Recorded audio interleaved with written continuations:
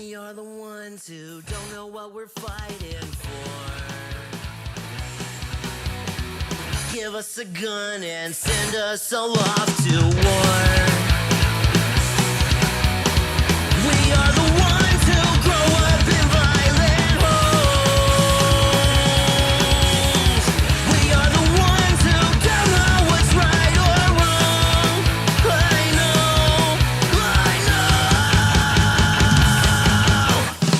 We are the ones who are born into war. We are the ones who just don't give a fuck no more. No more. We are the ones who don't know why we're losing score. Give them a badge so they can send us to the morgue. We are the ones who are scared to walk out the door. We are the ones who don't know what we're dying for. I know. We are the ones who are born into war. We are the ones who just don't give a fuck now. We are the ones who are born into war. We are the ones who just don't give a fuck no more.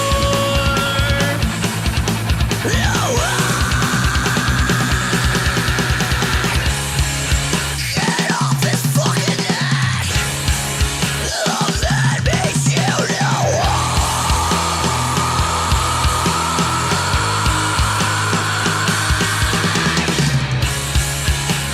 Can't fucking breathe. Let me shoot you.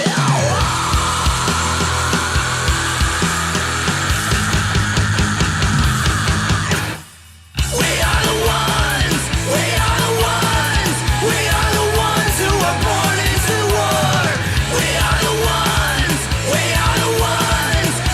the ones who just don't give a fuck now. We are the ones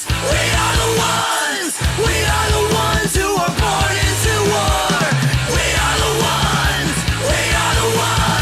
We are the ones who just don't give a fuck no more.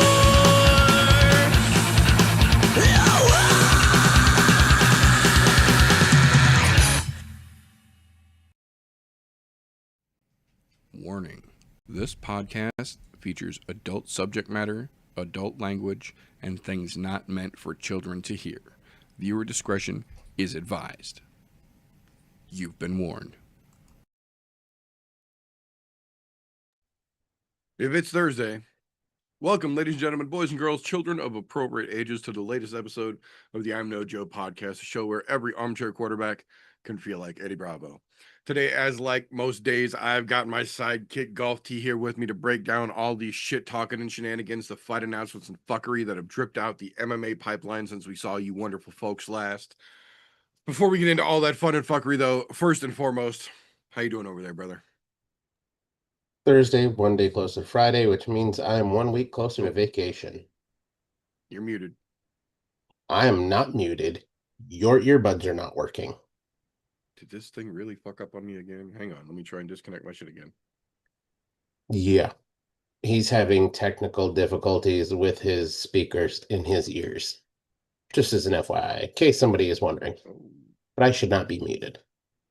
this is not connecting to the regular speaker. Oh boy. In the meantime, yes, it is Thursday and we are back. And it looks like the technical difficulties are still happening. Welcome to doing this live. Joys of running a live show versus one. There we go. And he's back. All right. Zoom and Bluetooth tonight. Just I was saying, I don't know what you're talking about. I was not muted, but here we are again. That's why I pointed at your ear and I said, "Yep, we know." Yeah, no, we've already literally we had problems with this in the pre-show fucking meeting. Zoom and Bluetooth are not playing well tonight, so fucker. So if he says that again later, know that I am unmuted and everything is perfectly okay. Right. There is a very good chance this might happen again. Oh fuck. But that being said, combination of this being a hangover card of hangover cards and the fact that there really isn't much news this week. There wasn't a whole lot of news last week. There's not a lot of news. There's about as much this week as we had last week. So I didn't even, for the first time in a couple of months now, I believe, I did not do a combat sports menu on its own video. So we're going to start tonight's episode, because we don't have a whole lot to go over to begin with a live combat sports menu, because there's not a lot of fights to look forward to this weekend either. So your combat sports menu for the weekend of October, see, brain stuck. November 7th and 8th, 2025 starts the same way every combat sports menu starts, pretty much, with one Friday Fights number 132 kicking off at 7:30 a.m. Eastern, 6:30 a.m. Central Standard Time Friday morning, because they're on the other side of the planet.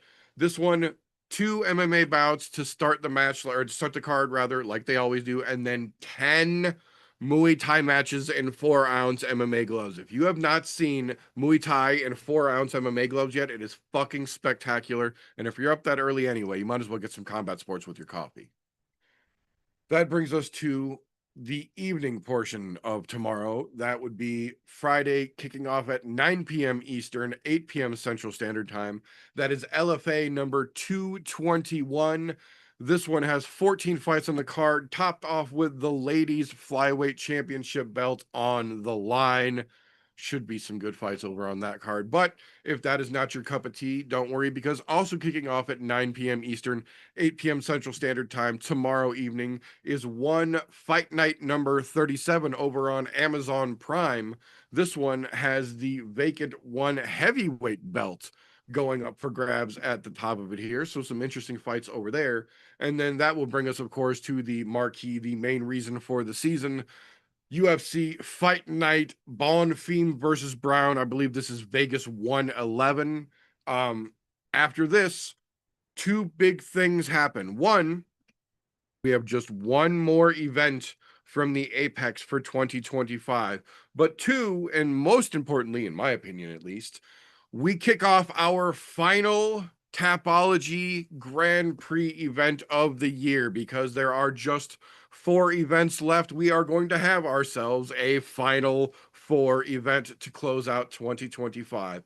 Obviously, I wanted to give everybody as much chance as I could to join in on this with us. So we are not starting this weekend with this absolute dog shit UFC Vegas Apex card. We are going to start next weekend with that tasty, tasty MSG card, followed up with the last Apex card of the year. Or no, that's the Qatar card after that. And then the final Vegas pay-per-view and the final Apex card of the year to close out 2025. So if you are not a member of our Tapology group yet, we'll remind you again in a little bit, but keep your eyes peeled, because that is happening next week. That being said, we are going to go through a little bit, because like I said, there's not a whole lot, but we are going to do a little bit of news and recent events, a couple of fight announcements, a couple of fight fall throughs, some interesting things in the fight world that I feel that you folks do need to be aware of here this fine week. First one, we have got a pair, well, actually a triple, all in said and done, of fallout fights regarding this weekend's card. First and foremost, Jose Quinones is out against Adrian Yanez. They could not find a replacement, so Yanez is off the card this weekend. The second one, Robert Valentin was originally scheduled to take on Jacob McVeigh, excuse me. Valentin is out against McVeigh. They announced this afternoon, or yesterday afternoon rather, that with Valentin out, Zach Reese would be stepping in to take on Jacob McVeigh this weekend. And then they announced this afternoon that something happened and Zach Reese is now out of that fight, but they managed to get last weekend's hero, Dante Johnson, choker of Cedric Dumas, in on a 7-day turnaround with a 1.5-day notice. He is officially stepping in to take on Jacob McVeigh to open the card Saturday evening. So one hell of a merry-go-round to get us there, but it looks like they are going to have Jacob McVeigh actually get to compete on the card this weekend. Unfortunately, it didn't look like it worked out the same way for Adrian Yanez, which is disappointing because he's always a fun fight to watch, but at least we're still going to get McVeigh because he definitely needs a chance. A little bit weird with the shakeup going all the way back around, especially after Dante Johnson just having that great performance last weekend, but I still think there's a chance that it can turn out to be a pretty interesting matchup. Speaking of last weekend, though, if you are living under a rock, you might not have heard the controversy, but it is official. After the weird first round submission loss, Isaac Delgarian has officially been cut by the UFC and will now officially be investigated by the FBI because shortly before the match started, there was a flurry of crazy, suspicious betting going from Isaac Delgarian being the large favorite going into that match to being a massive underdog when the fight actually started with live odds. And then he lost first round, and the massive amount of the incoming influx of bets right before the match were all for him to lose by first round. Obviously, nothing is set in stone yet, but it is worth mentioning that Isaac Delgarian was also a James Krause trainee in that Kansas City gym where all sorts of betting scandals have rolled out, and now we've got Delgarian tied into the mix of this. The only silver lining, I will say, if there is one, to this weird fucking situation unfolding is that since it has been announced that Delgarian was cut from the UFC officially under circumstances of suspicion of bet rigging and a potential throwing of the fight, several prominent noted fighters have come forward during the course of this week stating that they have all been approached, some of them multiple times, about potentially throwing UFC fights and being offered large sums of money to do so. To the surprise of absolutely no one, Dana White comes out and says that he doesn't believe that this is happening, that if it is really happening, that the fighters should have A, come to the UFC and said something, and B, gone to the police, which, you know, what kind of fucking 80s movie is he really trying to live in? But, you know, it is an interesting situation and it is still unfolding. There is clearly lots more to find out about this, but it is a situation that we obviously will be keeping an eye on, will be keeping tabs on. We will keep you folks as updated about it as we can possibly do so, because this is, you know, I don't know if it's directly tying back into the James Krause, Derek Minner situation here, but it sure fucking looks like it. So we'll see. We'll see how this one shakes loose, because I'm sure it's not the last we're going to hear about it.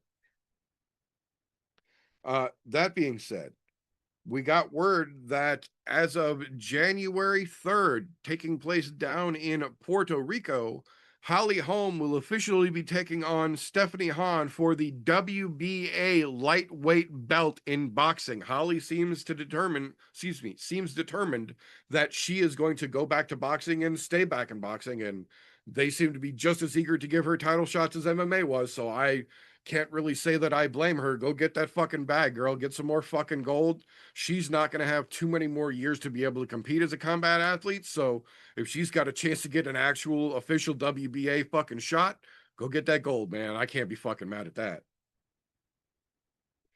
that. We got kind of an interesting one here. We got official confirmation just this afternoon that PFL has officially signed a new TV broadcast rights deal with Vice TV, which means ESPN is basically completely out of the combat sports business when 2026 starts, because we have now confirmed that not only are the UFC regular events plus what used to be considered quote unquote pay-per-view events now numbered events, as well as The Ultimate Fighter and Dana White's Contender Series are all moving over to Paramount Plus as of January 2026. PFL, apparently as of 2026, now going to Vice TV. ESPN is kind of left high and dry, and I honestly can't really feel bad for them. If you have ESPN Plus or have had ESPN Plus, I would say at any point in the last 2-3 years, you will understand why everyone who wants people to be able to watch their fucking programming is bailing on that sinking ship like a rat heading for high ground. ESPN Plus is fucked. They know it's fucked and they don't care. Not only do they not fix it, but they continue to raise prices, assuming people are stupid enough to just stay on board. Well, the companies putting content on that platform are smart enough to get the fuck off. And I promise you, all of their fan base will shortly be following after. So ESPN might be in a whole lot of trouble when it comes to combat sports in 2026. Going to be interesting to see what they do. I have a feeling they're going to be making some plays for some smaller leagues and trying to get something back on their programming schedule here before too damn long. We'll see, though.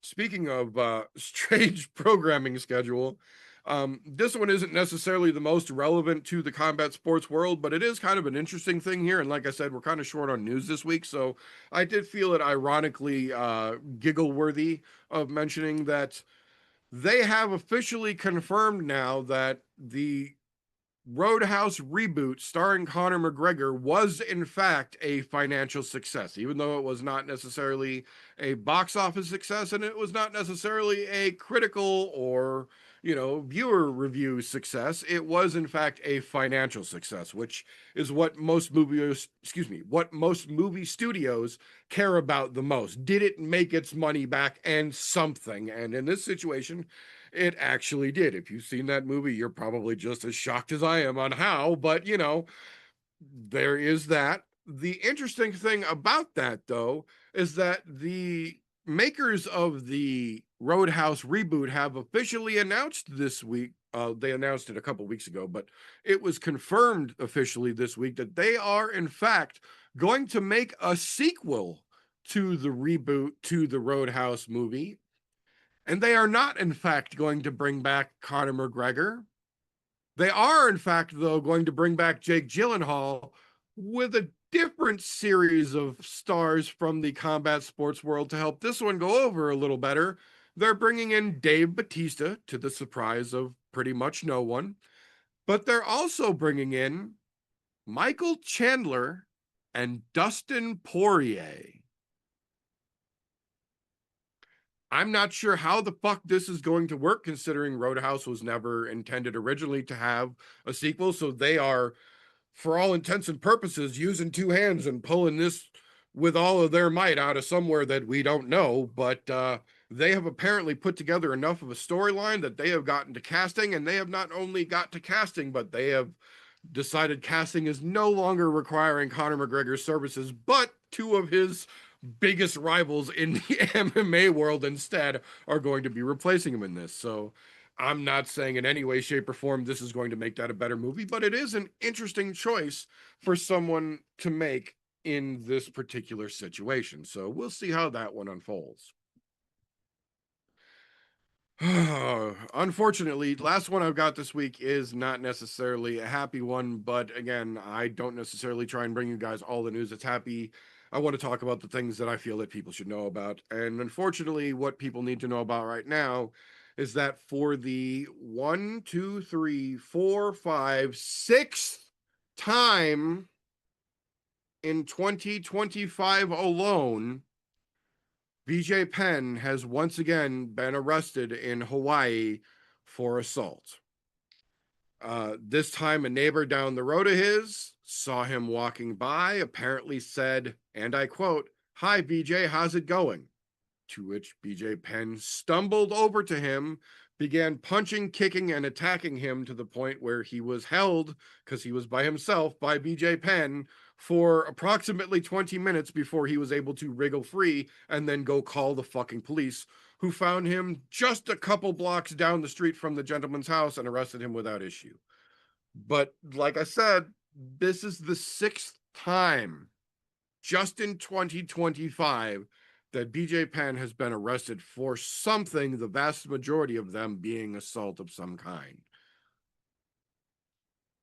This is one of those reasons that we say it all the goddamn time, and I will continue to say it. I would much rather see a fighter hang up their gloves of their own accord than be retired, because when they keep chasing that fucking dragon of professional fighting far too long, we end up with situations like the one we're dealing with here with BJ. He is in his world on the islands where he is from and famous. If anywhere he should be able to live a peaceful life with no fucking problems, it should be there.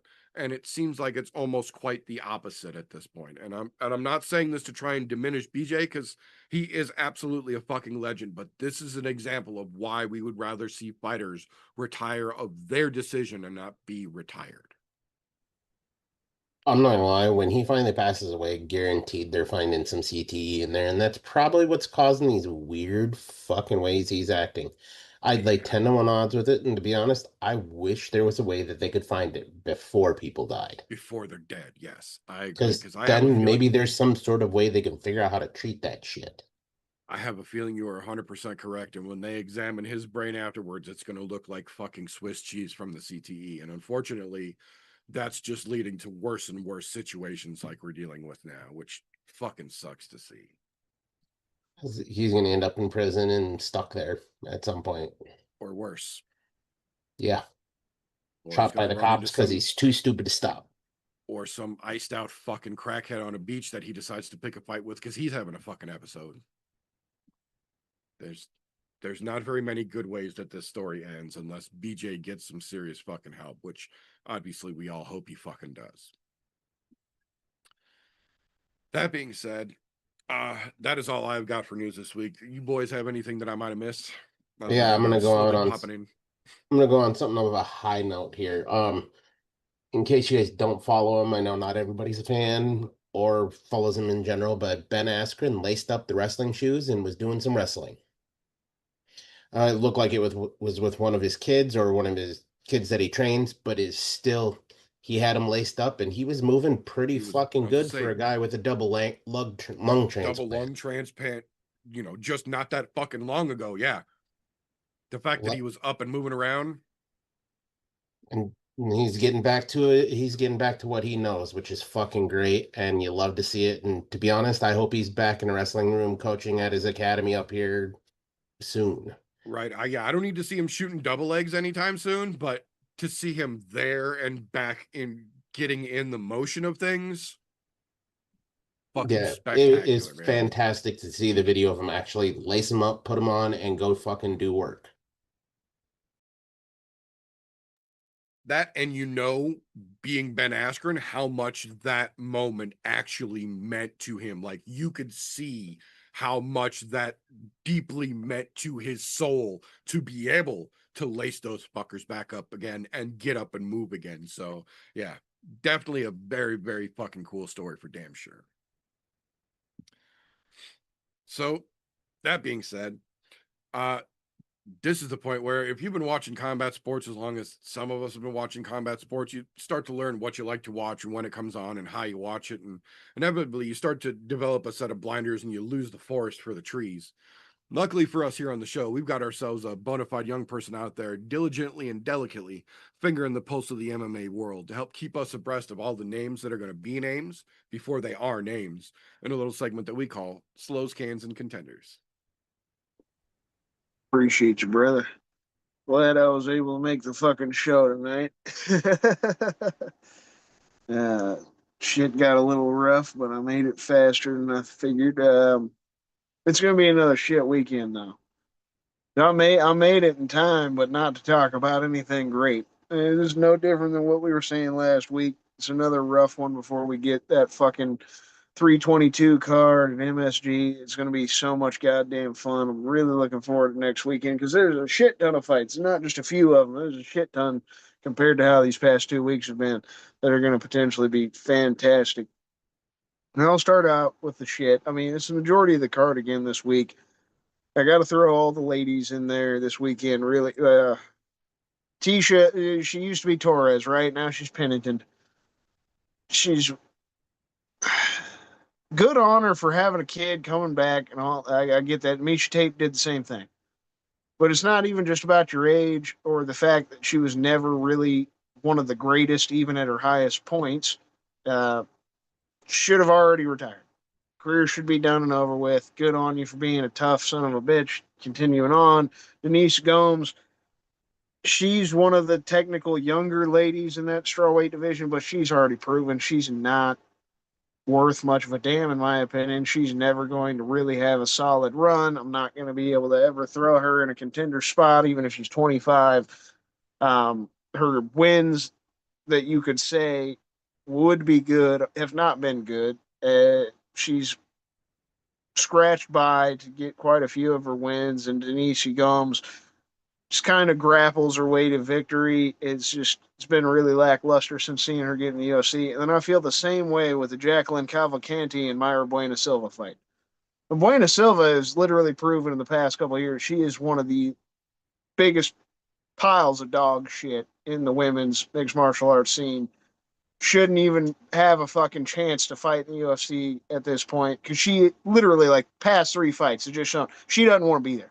She doesn't want to fucking fight, and she puts no fucking effort in whatsoever. She just gotten her ass kicked in her past few goes.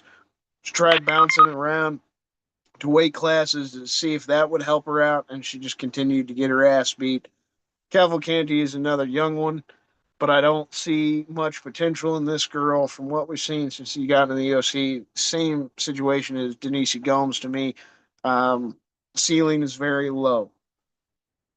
Matt Schnell versus Joseph Morales. I'm throwing this one in the can, even though flyweight fights tend to be fun. And this one could fucking be fun. Matt Schnell has shown he is a tough motherfucker, but he's also been that journeyman kind of fighter, just a dude to get thrown at guys working their way in the division so they can get a nice little test. Joseph Morales, he doesn't need a test. Motherfucker's already had his first go in the UFC, shat the bed in it. They did this stupid bullshit like they've done for the past few years, or they bring guys back on the Ultimate Fighter. He wins, he gets his second fucking shot. Good for the dumb fuck. I don't fucking care. It's literally how I feel. I don't care if he finished that fight in the Ultimate Fighter finale. I normally am the one who tries to be positive. This motherfucker doesn't deserve to be in the UFC.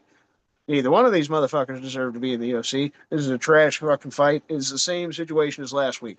Half of this card, if not more than half of this card, is literal bullshit that they're throwing together that shouldn't even be deserved to be on a regional fucking card. And the UFC, and Dana White are really having to pull their fucking foots out of their own fucking mouth and ass in the past week because of what happened last weekend too. Now you got people thinking fucking shit's rigged, shit's fixed. And why would anybody think any different at this point when you got the shit going on with the NBA and we watch football every fucking weekend and we see those stupid fucking refs do that bullshit? I even heard Ariel Helwani brought up an idea that I don't think a lot of people have thought about since those fights last weekend. It's not just the fights that have potentially gotten fixed from a fighter. Fucking think about the referee. Think about those piece of shit judges. Literally everything last weekend brought into perspective so much of my mindset, especially this whole year. It's like, maybe the FBI needs to look into some shit so my sport that I love to hell can get back to being good again, because that might be the reason shit's gone to hell. There's just a lot of corrupt judges or fucking refs or even fighters that don't, granted, they should get paid more. They don't get paid shit, but this ain't the fucking way to do it. Ruin the entire fucking sport and integrity of every motherfucking sport. So the thing I love the most in my life is completely fucking null and void. Yeah, it's going to continue to be shit. And this weekend just opens up so many avenues for more of that shit too. If we don't have good fights, if there's a fight that goes to shit, if we have another bad referee moment, another fucking bad scorecard, any of that, it's just going to continue to kind of pile on at this point. The Josh Hokit and Max Gimenez fight, that's a shit heavyweight fight if I've ever seen one. They are trying to give this Hokit dude an easy layup, in my opinion, but he proved he is an absolute piece of shit as a human being after winning on the Contender Series. And not to mention that the dude was a fucking bench warmer in the NFL and got his ass cut from the NFL. And the way it seemed after winning the Contender Series, that's probably why. He's just a horrible person. Dudes didn't want you in the fucking locker room. He doesn't know how to keep his fucking mouth shut or his opinions to himself. Don't think that one's worth a goddamn, even if we see a finish in it. You also got another old guy. I got to be honest with it, Ronnie Barcelos. The dude's been on a nice little run lately, but I don't see that one being too exciting there. I don't think he's the worst fighter or a complete trash fighter. It's just towards the end here. Um, and I think Ricky Simone is definitely going to be that brick wall that completely puts any halt to Ronnie Barcelos and his little winning streak he's been on in the last few. And then we got the Hyder Emil and Jamal Emmers fight. It's another one. I like Jamal Emmers. He's another one of those journeyman guys. He's been exciting at points, but he's shown us what he's worth.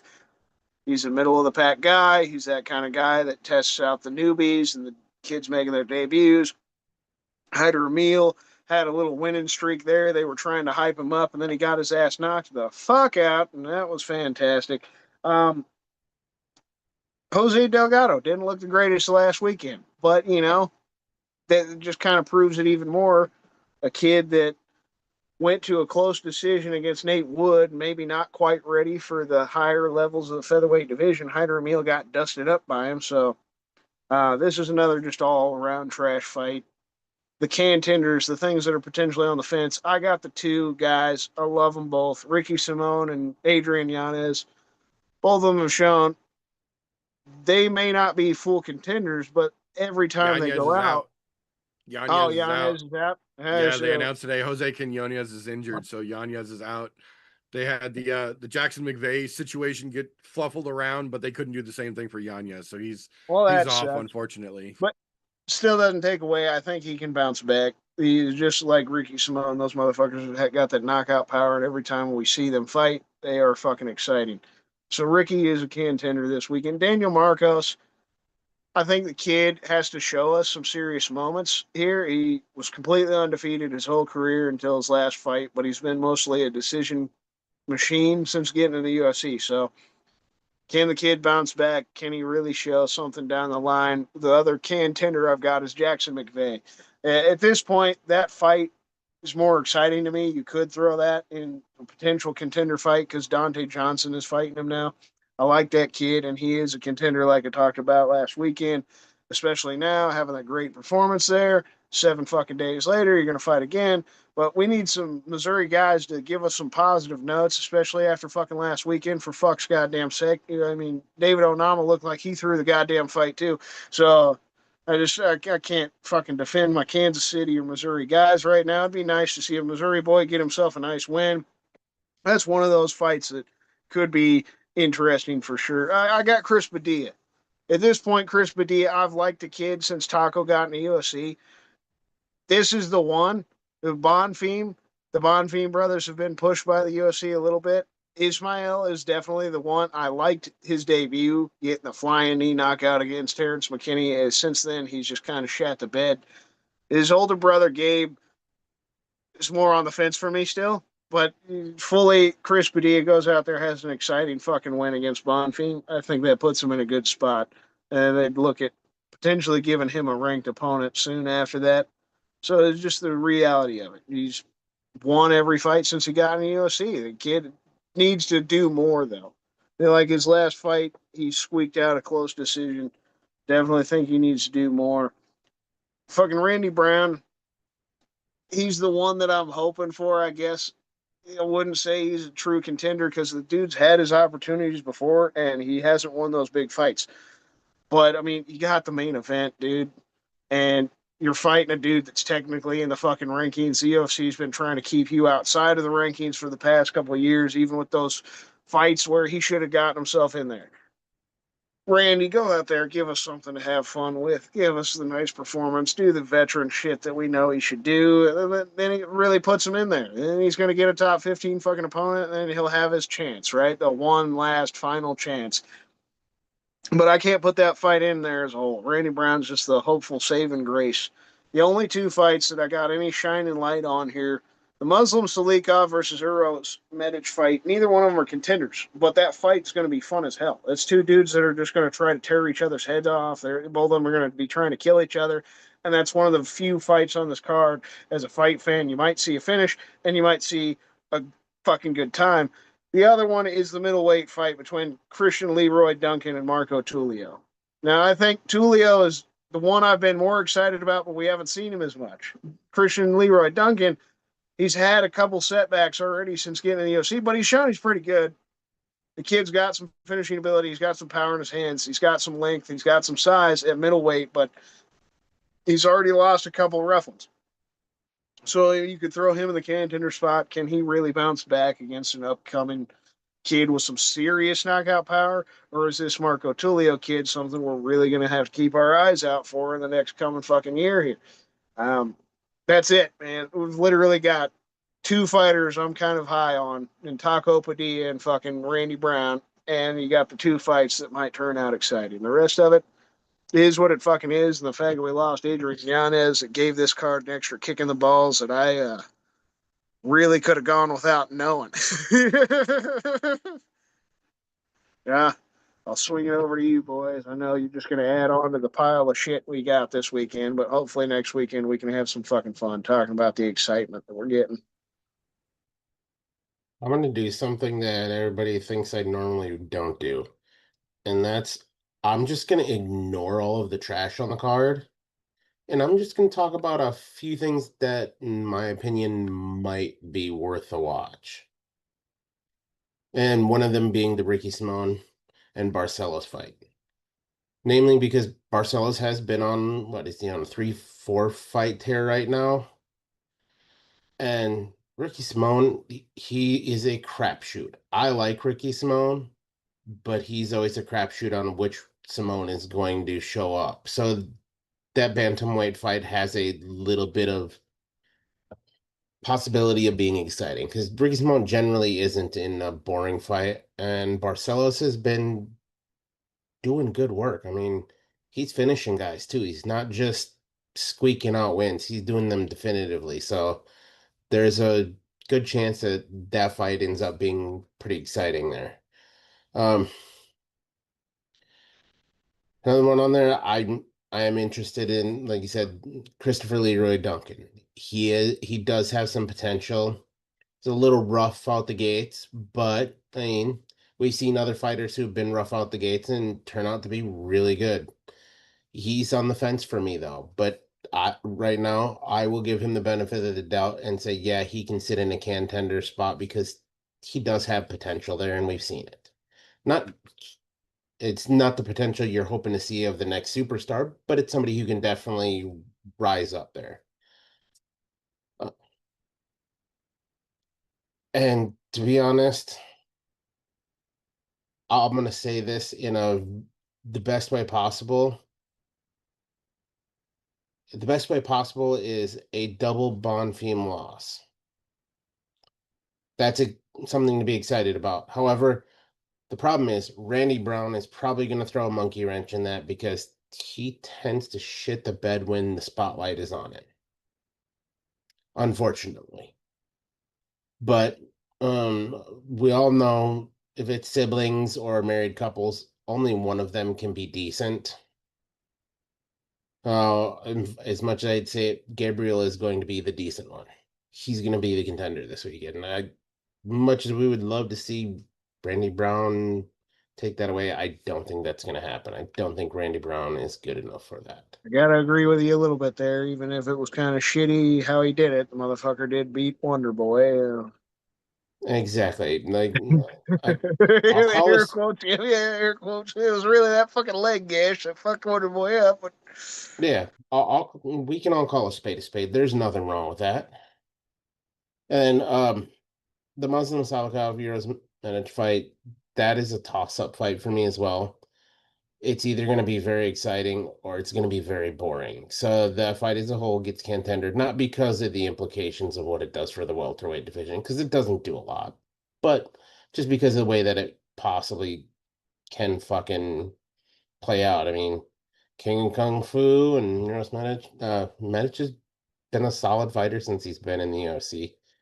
And I just think that fight has a lot of potential. So those are all my plus sides. I'm gonna avoid the negatives this week because otherwise I'll be here all fucking night. Yeah, I will say this. In terms of not UFC's, but in terms of like the global rankings, the actual, media and fan voted upon rankings, this weekend's card is not the worst in terms of matchups. Everybody on this card is fairly closely ranked globally to who they're matched up with. Obviously, with the exception of the last minute switcheroo, but that being said, this is a fucking beautiful example of what I like to call contractual obligation cards. Because win, lose, or draw, there aren't any fights on this card top to bottom that will shake up a division, either with a big win or a devastating loss. Either way it goes, boring fucking decision. No fight on this card shakes up any division that it takes place in. These are all fights that are happening to fix the 3 fights per year mandatory obligation that the contract from the UFC gives these fighters. These aren't necessarily to be exciting. These aren't necessarily to be, rankings jumpers. These are, we have to offer everybody under UFC contract 3 fights a year. And these guys all said yes. So, shit here. Like these guys have mentioned, next weekend at MSG will be a lot better. But there are still some interesting ones on this one. I will say this, it's not the biggest reason to get excited, but it is worth mentioning that this is potentially, for the 4th time in a row, Tisha Pennington's last fight. She has mentioned several times that she is, quote unquote, just about ready to hang them up, but hasn't felt the moment has been right yet.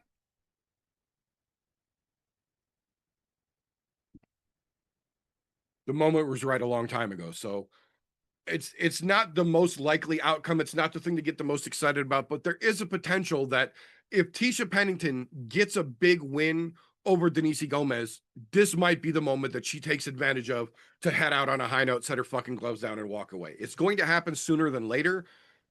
This is realistic of an opportunity as she's probably going to get going forward. So I would not be surprised if this is the last time we see Tisha, realistically, good or bad. So there is that to watch for. The Jackson McVeigh last minute switcheroo. I thought Dante Johnson did pretty fucking good last weekend. I don't like Cedric Dumas, and I don't fucking hide that. So I was cheering extra fucking loud when he choked that dipshit out. The fact that Dante is going to make that 7-day turnaround and put his ass back on this card with a 36-hour notice fight. I applaud you, sir. If he lives up to it, it's going to turn the fucking rockets on underneath him, and that man's going to the fucking moon. Even if he puts a decent performance on, this is a good look for him. I'm interested to see how that fight plays out. Jackson McVeigh is 9 feet fucking tall with 7-foot long arms and legs. That dude looks like Slender Man, for fuck's sake. So this is going to be an interesting matchup to see how it plays out, especially given its short notice. The other side of I'm a petty man, and I bear no bones about that. I have morbid curiosity.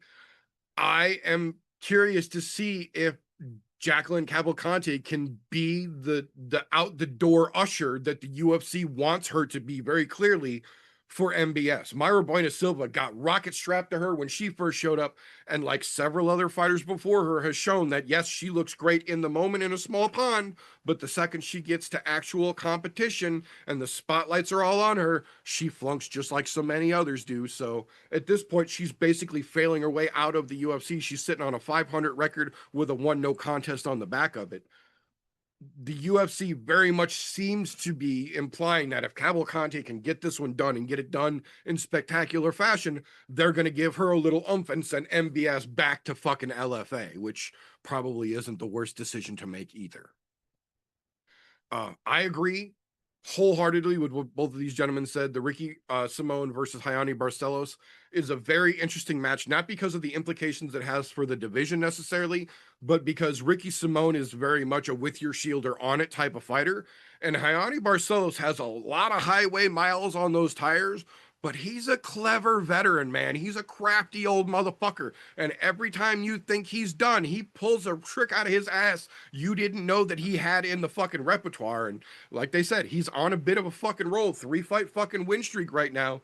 Ricky Simone is no easy fucking pushover for anybody, let alone an older guy, you know, towards the end of his fucking career. But that old dog knows some fucking tricks, and Ricky Simone is a tough motherfucker to get by on your best day. So I think this fight could be pretty interesting as well. Unpopular opinion. I don't like Hyder Emil. It's nothing about his fighting style. He's just that fucking Wheaties box generic jock that you see in every fucking sport. There's plenty of dudes in the NBA. There's plenty of dudes in the NBL, or excuse me, MLB. There's plenty of dudes in the NFL that are just generic athletes. Like there's nothing wrong with them, but they're just not that great. They're good enough to get out and do the thing, but they're just never going to be, you know, true top level championship fucking contenders in their sport. That's what Hyder Emil is to me. I got nothing against him personally. I got nothing against his style. He's just very uninteresting and very generic of a fighter to me. I think that this is kind of a setup for Jamal Emmers to go out there, show what he is really capable of, and then really get a little attention off of this, because I don't think Hyder Emil is going to offer him that much resistance. I've been wrong before. Could happen, but it really feels like, you know, at this point, Hyder Emil is kind of a bench filler at this point, for lack of a better term, in the UFC in that fucking 45-pound division. There's lots of fucking action going on down there, especially with everything going on with Volk back and fucking Reigns again. So it's not like they need bodies here, but Jamal is kind of trying to put a little something together here.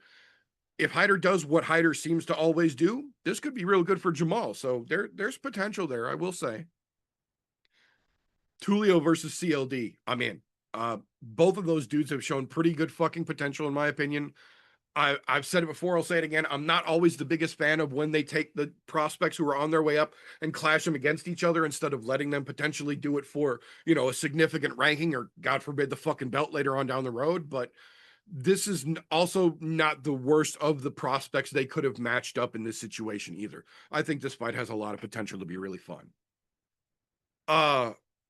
I'm not Christian. I don't like Taco. Chris Padilla can eat the biggest bag of dirty dicks he can find on the side of the fucking road. I have zero interest in anything that fucking dude does. He can go back to being the guy that scratches Nate Diaz's ball sack when it itches, for all I fucking care. He does not belong in the fucking UFC. That being said, fuck both of the Bonfim brothers. So if it takes Taco having a great night to shut both of those cocksuckers up, I'll wave my fucking taco flag for one fucking evening. If he fucks this up, I'll never cheer for him again, and I will openly root for that motherfucker's consciousness to be taken every time I see his name on a fucking roster.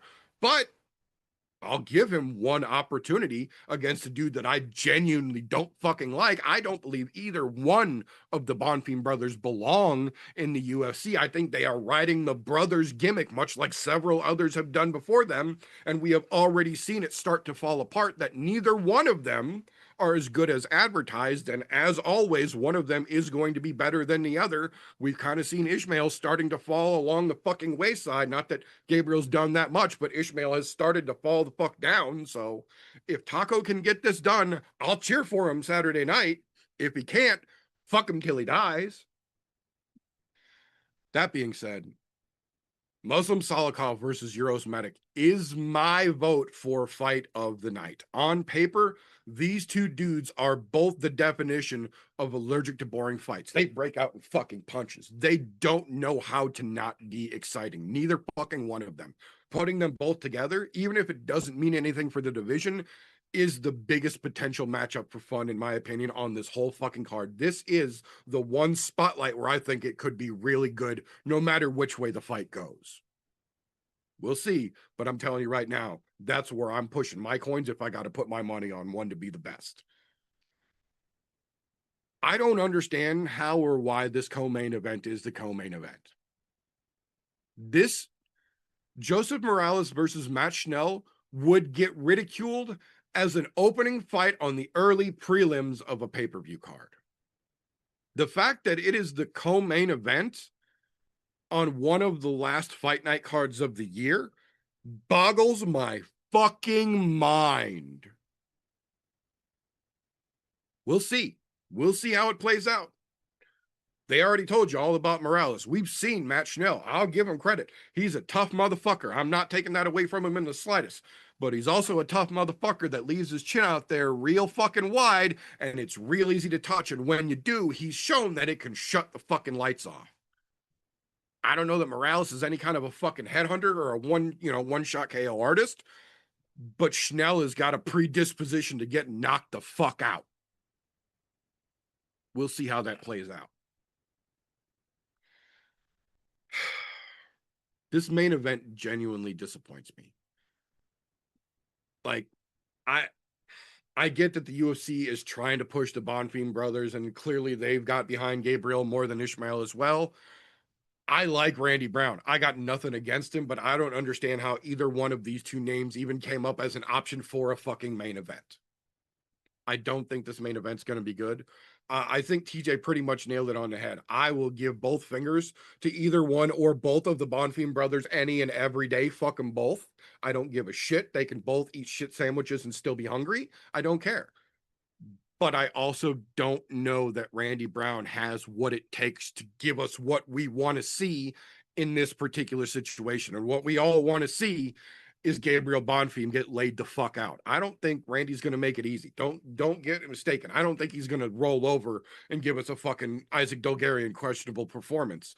But I also am not 100% convinced that he is ready to show up and deliver what we need him to on Saturday night for the result that will make the vast majority of us happy.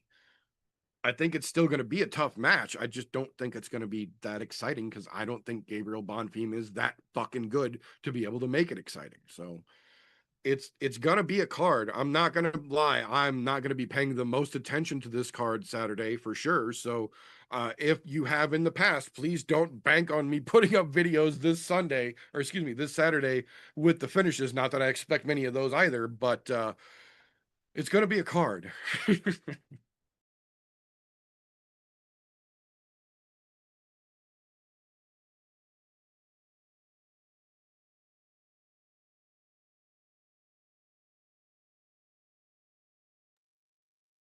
Sorry, I got busy eating corn dog. I appreciate you, boys.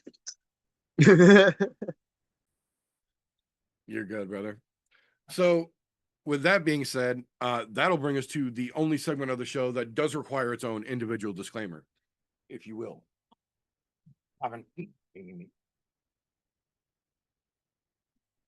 Tapology.com does not in any way, shape, or form support, sponsor, or endorse the I'm No Joe podcast. Yet. That being said, Tapology does give you the option to go onto their site, make a free account, and then make fantasy-style MMA picks like we do here on the show. Even let you make groups. So we made one of those.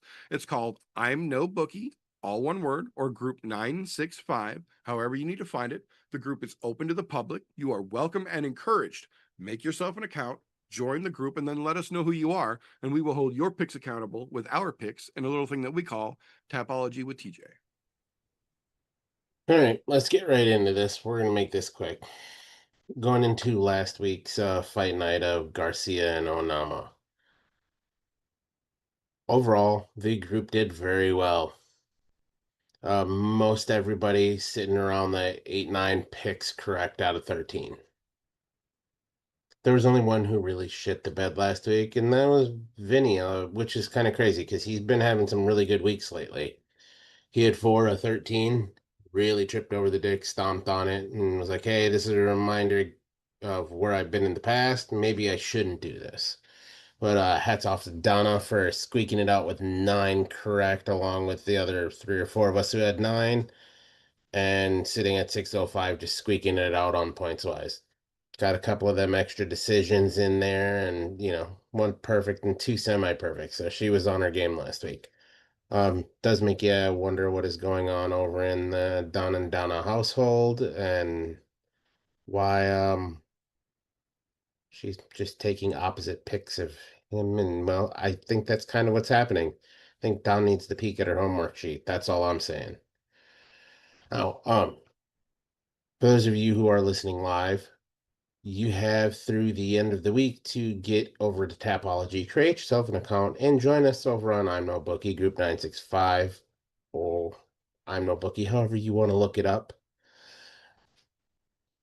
and get into the last of the 4-fight Grand Prix that we're doing. Literally the last 4 cards of the year. So know that it's this week and then 4 more, and that's it for the rest of the year. Mind you, we have this month and next month. That means 5 cards over the course of about 8 weeks. That means we're going to have 3 weeks off in here somewhere, which, to be fair, I'm going to be off at least one of them anyways, because I'm going to be out of the state and nowhere near a computer. And to be honest, I'll be there for a wedding, so I'm not going to come in and join that. Somebody else is going to have to hold on for it. Now, that being said, we're going to move right on over to the odds. And like I said, all of the odds that have been made this week, they're very coin flippy, because like the meter was pointing out earlier, a lot of these guys are ranked very close in the way that they are in the worldwide rankings, which, to be fair, makes sense as to why the odds are the way they are and very coin flippy. There's only a few that are slightly wider, so I'll cover those very briefly. When I say very briefly, I mean very briefly. One of them being Taco, and the one other Bond theme. For some odd reason, Taco is a plus 165 underdog. Ismail is a minus 200. Okay, moving on from that. When I said very briefly, I meant very briefly. Cavalcanti and Mario Buenasilva. Buenasilva, a plus 220 favor or underdog, and Cavalcante, a minus 275 favorite. Now, the widest odds on the card are going to a failed NFL player and Josh Holkett. He gets a minus 425 favorite over Max being a plus 310 underdog. Let's hope those odds makers are wrong on that. But that was the widest odd on the card, and just as per usual, we'll give you the co-main and main and Matt Schnell and Justin Morales, and then of course Randy Brown and fucking Gabriel Bonfim. They've got Schnell coming in here as a plus 310 underdog, Morales a minus 400 favorite in the co-main event spot. A little crazy, but hey, it is what it is. What's really crazy here is the odds in the main event. And that is Randy Brown is only a plus 150 underdog currently to a minus 185 in Gabriel Bonfim. Obviously, people do think like we do, where there's a good chance he could hold it up, but they don't think he's going to. So, I mean, your best bet this week is prop bets, although after the way that there was bet throwing last week, don't make any crazy prop bets, because if they do actually happen and somebody flips the script for some odd reason, you might end up on an FBI hit list. So I'm gonna go ahead and say take this week off of actually betting. If you're gonna bet, go on to Tapology. Bet your picks are correct, because that's absolutely free. It's not gonna cost you any money, and we know you guys like free shit. Otherwise, you'd be a member of the Patreon, which of course you can join by going right down below. There's a little link for it and everything. It scrolls across the bottom of the page, so you should be able to see it as well. That's all I got this week. Thank you very much, sir. Much appreciated. So, with that being said, that is what we've got for this particular episode. If you are new here, first and foremost, thank you for tuning in to the I'm No Joe podcast. I am the Meter. The Meter does many things if you are nasty. I am your host for all things combat sports. You can catch me here hosting the I'm No Joe podcast pretty much every Thursday when there are fights to talk about. We try and go live around 9 p.m. Central Standard Time here on youtube.com/I'mNoJoe. Also dual streamed live to twitch.tv/I'mNoJoe. You can pick it up whatever is easiest for you. We leave those replays up as long as either platform allows, but If you miss them on purpose, I understand. I also own mirrors, and for that exact reason, the week after we go live, I put the all audio version of the podcast up over on anchor.fm/I'm No Joe. You can go there and pick it up to your podcast consumption platform of choice, Google, Spotify, Apple, whatever you use to listen to shit. It's just as free over there as it is over here. Feel free to go get that without having to look at these mugs. I get it. That being said, if you like what we get up to around here, please make sure you click subscribe, turn your notifications on, give us a thumbs up. We appreciate all that good shit. It helps show the algorithm that we really are actually, putting this on for other people. We appreciate that. If you really like what we get up to around here, patreon.com/I'm No Joe is the best way to help out. For as little as $1 a month, as much as you are comfortable giving, you help us do what we do around here. And in exchange, and to show you gratitude for helping us do that, first and foremost, we put your name at the end of every broadcast on this channel to let everyone know how fucking awesome you are in helping us do that. More than that, though, you as any level patron get exclusive access to the unaired and unairable content, all the things that got us kicked off of OnlyFans on a podcast. That's over on the Patreon. Not to mention, we are now also shooting Patreon exclusive content that is going up on a regular basis. So stuff just for you fine folks that help us do what we do is over there as well. That being said, when we wrap things up around here Thursday night, that is not the end of the fun, because pretty much every Friday, this gentleman, wait, no, he's over there. This gentleman over there and his other half drop their podcast, the Slow Bake and Contemplate podcast, over there on Spreaker.com. Links down in the description, whether you are watching or listening to their podcast, as well as their social media and their channel over on the I'm No Joe Discord server. Go check it out and tell them how fucking awesome they are. Appreciate you, brother. Of course, you can't forget Brother Golf T Vapes as well. He's got all of his own stuff, his own YouTube channel and everything. You got to be checking that out. Show the brother some love. Everything should be in the description for him as well. Make sure you give him some love, everybody. Thanks, sir. Now, there's a lot of time between now and next week, Thursday. And since there's not a whole lot going on this weekend, you can go over and check out all the many things that the meter does do, which are all down below. You can go to Linktree/the meter does many things, or Linktree/I'm No Joe, and that will take you to each of the many things that the meter does do to fill that time gap. And there's constantly new content coming out over there, so go check them out. Thank you very much, sir. Always appreciated. Yeah, if you are into the Devil's Lettuce, this month is the Cannabis Cult month. We are talking about the live rosin competition.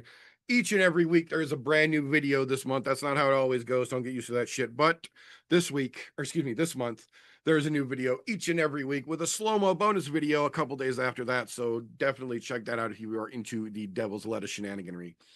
That being said, if you like what we get up to around here and you enjoy the fight fuckery that we get up to around here, make sure you join Tapology, because if you are catching this in the all audio version, you are listening to it a week late and you have just 2 days left to get your ass over and join the next Final Four Grand Prix that we're doing to end out the year.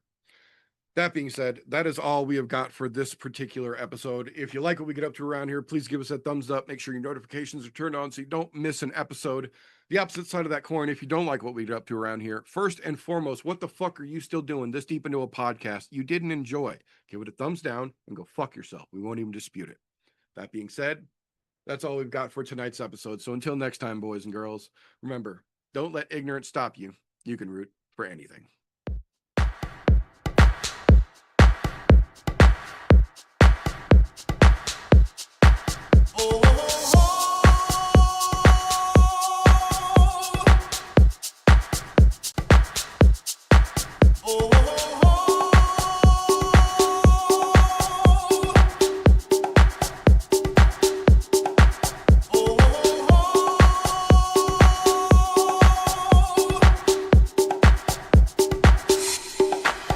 Everybody was kung fu fighting.